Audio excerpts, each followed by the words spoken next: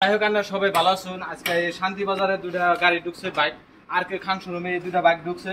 তো এটা NS60 আগে পাশে ABS আছে, টপ মডেলের গাড়ি হয়।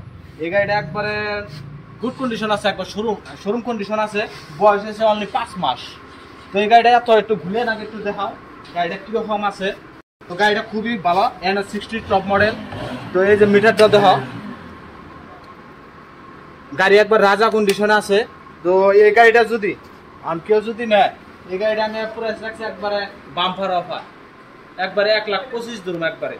আর এটার লগে 5 কেজি তেল উইদাউট আছে ফ্রি। তো কেউ যদি এই ভিডিও দেখে আহে, এই স্ক্রিনে নাম্বার দিয়ে থাকবো, যে কেউ যদি যোগাযোগ করে যদি আহে, ইনশাল্লাহ এই গাড়িটা 1,25,000 দিয়ে দিই।